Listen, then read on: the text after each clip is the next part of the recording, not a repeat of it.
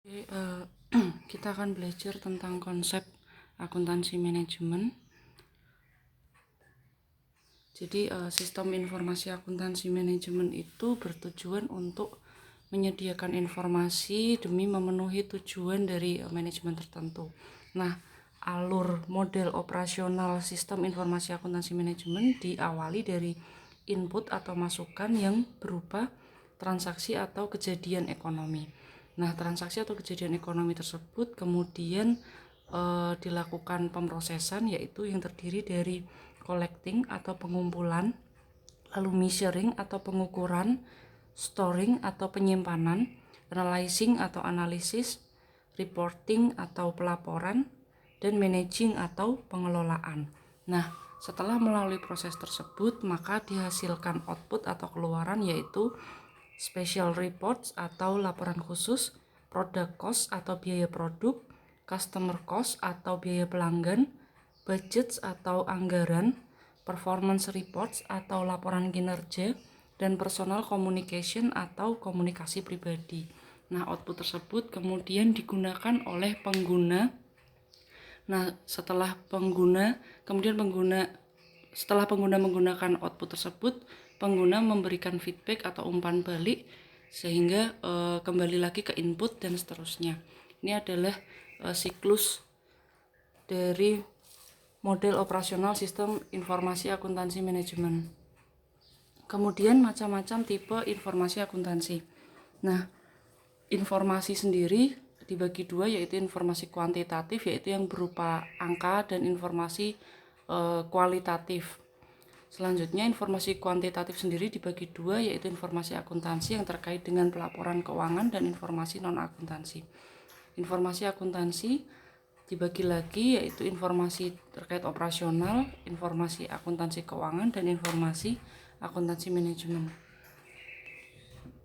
Sistem informasi sendiri yang paling luas adalah sistem informasi manajemen, yang selanjutnya memiliki instrumen atau alat bantu, yaitu sistem informasi akuntansi.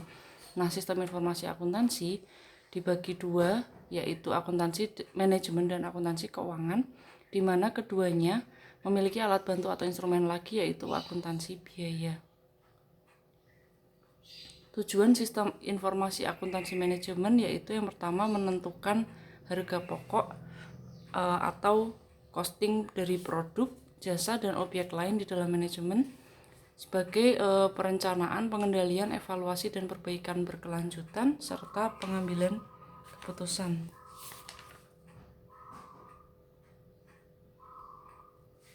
Kebutuhan informasi dalam manajemen. Yang pertama perencanaan adalah formulasi terperinci dari kegiatan untuk mencapai suatu tujuan akhir tertentu. Nah, perencanaan ini memerlukan penetapan tujuan dan mengidentifikasi metode-metode untuk mencapai tujuan tersebut. Contohnya misalnya suatu perusahaan ingin menaikkan profitabilitasnya dengan meningkatkan kualitas produk secara keseluruhan. Nah, perencanaannya yaitu melalui peningkatan kualitas produk, sehingga perusahaan akan mampu mengurangi limbah dan pengerjaan ulang, mengurangi jumlah keluhan konsumen dan perbaikan produk dalam masa garansi, mengurangi biaya untuk melakukan inspeksi, sehingga dapat meningkatkan profitabilitas. Nah, kemudian pengendalian ini adalah aktivitas manajerial untuk memonitor implementasi atau pelaksanaan rencana dan melakukan perbaikan sesuai kebutuhan. Nah, untuk pengendalian ini kita membutuhkan adanya umpan balik atau feedback. Umpan balik atau feedback itu adalah informasi yang dapat digunakan untuk mengevaluasi atau memperbaiki langkah-langkah yang dilakukan dalam mengimplementasikan suatu rencana. Selanjutnya, pengambilan keputusan.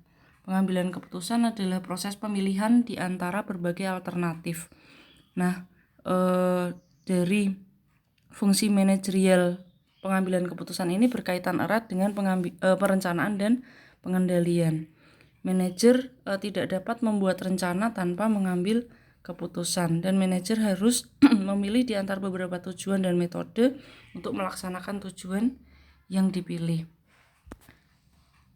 Nah, perbedaan akuntansi keuangan dan akuntansi manajemen. Akuntansi keuangan itu berhubungan dengan penyediaan output bagi pengguna eksternal dengan menggunakan kegiatan ekonomi sebagai masukan atau input serta proses yang memenuhi aturan dan standar tertentu.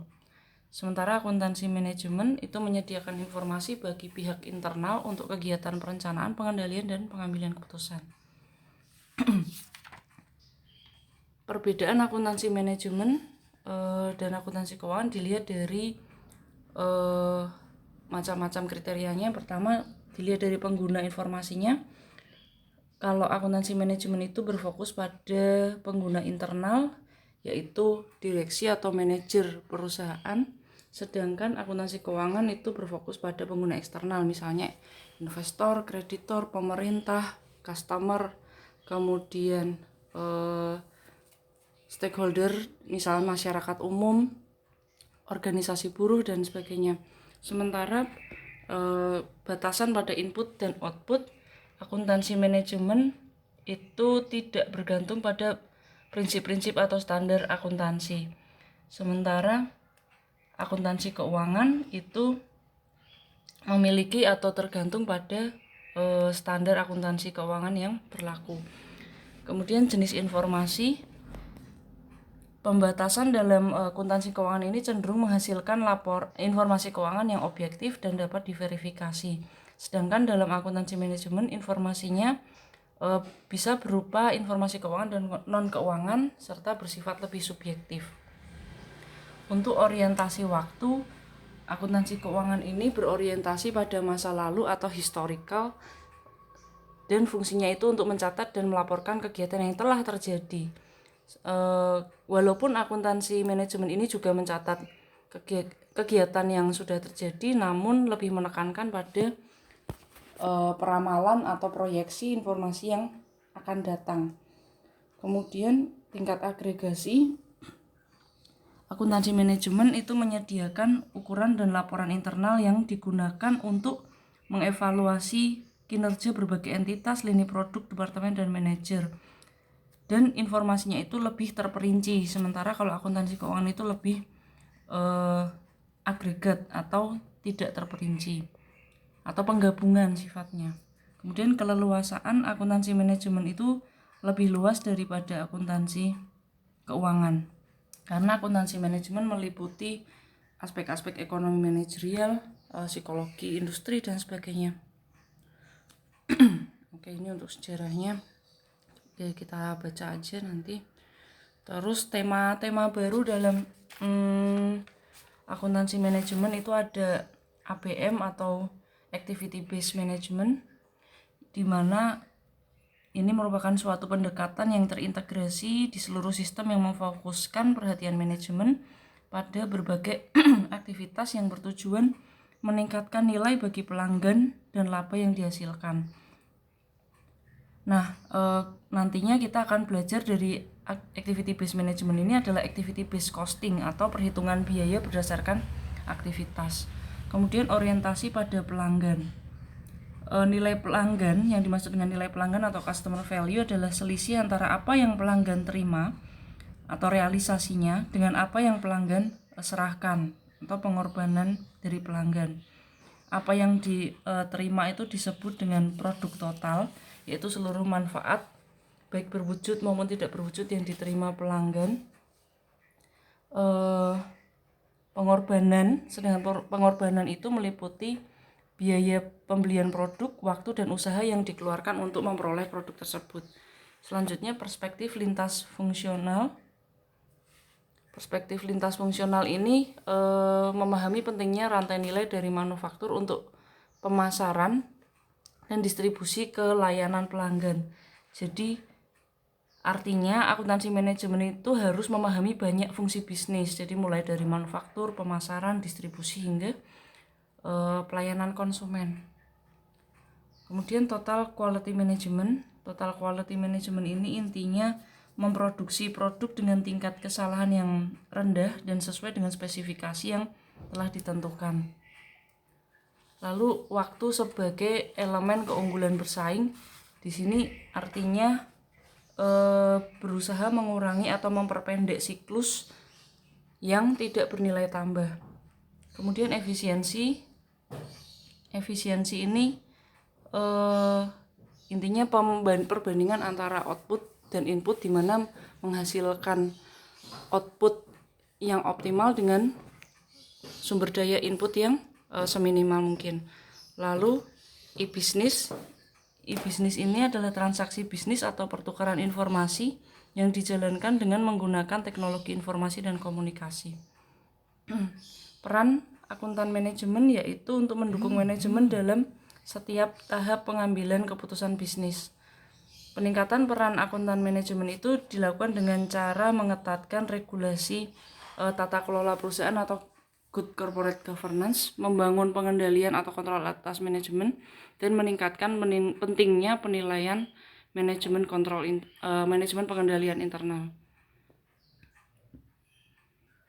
Tujuan perilaku etis dari akuntan manajemen ini tujuannya untuk memaksimalkan keuntungan, tapi harus disertai dengan etika dan aturan hukum yang berlaku.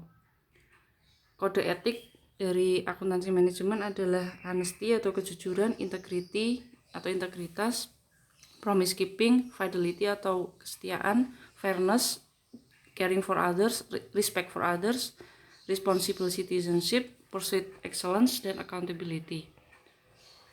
Nah, ini macam-macam, ini untuk pengetahuan aja, macam-macam sertifikasi akuntan. Mungkin kalian pernah tahu ada yang CA, CPA itu apa. CA itu Chartered Accountant, ini untuk akuntan yang berhak untuk memberikan jasa akuntansi perusahaan multinasional seperti itu. Lalu CMA Certified Management Accountant, ini akuntan manajemen, yaitu akuntan yang bekerja di internal perusahaan tapi bersertifikat internasional. Kemudian Certified Public Accounting dan Certified Internal Auditor.